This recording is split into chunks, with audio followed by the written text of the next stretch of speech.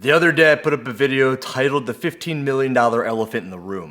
This video is going to be about the CrossFit Games season, and I'm not going to act like I'm some wizard or magician and I've thought this thing through, but it hit me like a ton of bricks this morning. On May 19th, today, CrossFit should be verifying the online semifinals, right? Checking out this list, there's the Rebel Renegade Games, the Far East Throwdown, Syndicate Crown, the Torian Pro, and the NorCal Classic all coming after this date. Through those competitions, 8 men and 8 women will have the shot to qualify for the CrossFit Games. So they're considered CrossFit semifinals. No! Sorry, in-person qualifying events. And the big thing that I was stirring up about the $15 million elephant in the room video is how is that thing going to be sustainable? It's just not. These events stand on their own. And you think about the Wadapaloozas of the world, and I was at the NorCal Classic last year, and they've got something like 1,000 or 1,500 competitors. You see that, you do some quick math, and you understand how those things are going to be around, right? They got the online qualifier, they got the registration fees, but I'm kind of thinking about the Syndicate Crown because that's coming up in a couple of weeks. It's in Knoxville, Tennessee, and it's being held at the Civic Coliseum. And on the 9th of April, they put up a handful of athletes that had said that they were going to go to the event.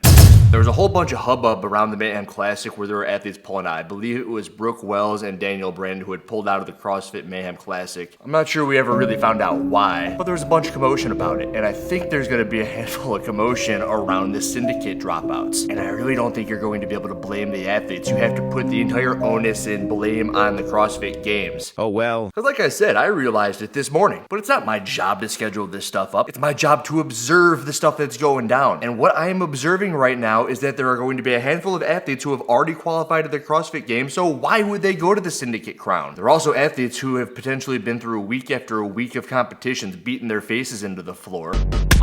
They're trying to find that $15 million elephant in the room, but just looking at the list of qualifiers from that April 9th post put up by Syndicate, you're going to see the names Dylan Pepper, Jeff Adler, Jason Hopper, Roman Krennikov, Daniel Brandon, Alexis Raptis, and Annika Greer, all of which have already made their way to the CrossFit Games. Roman made it through the CrossFit Mayhem Classic, and all the others made it through the online semifinal. And something that I've also been thinking is that there isn't all this much talk about the last chance qualifier.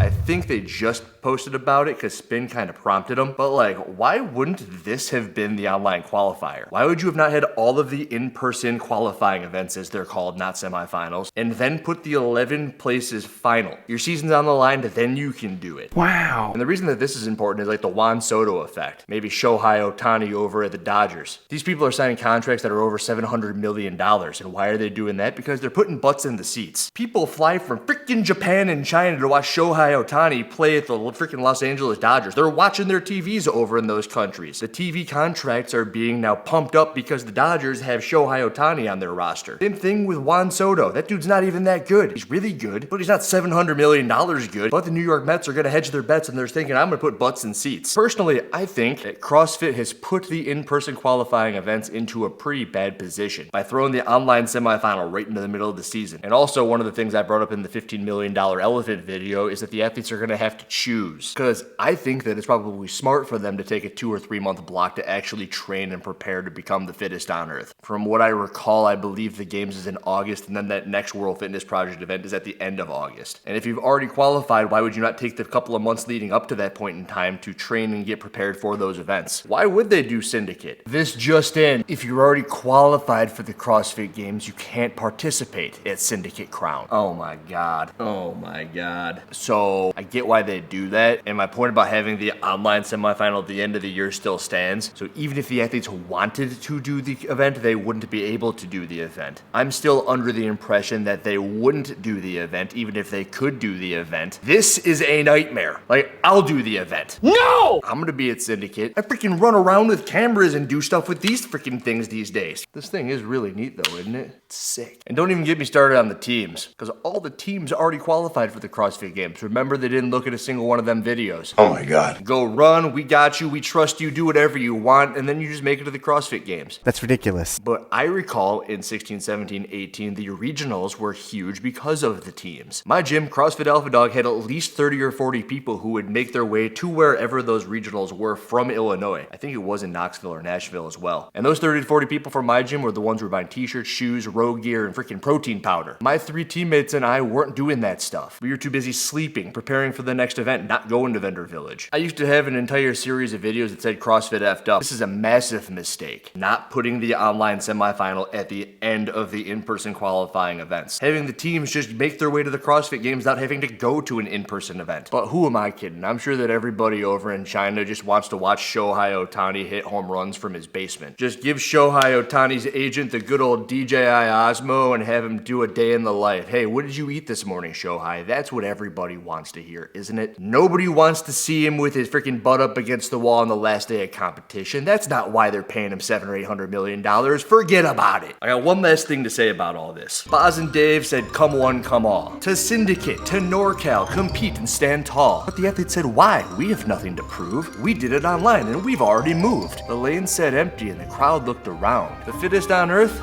Nowhere to be found. Why risk it again? The job's already done. CrossFit made 2 shows and there was only the need for 1.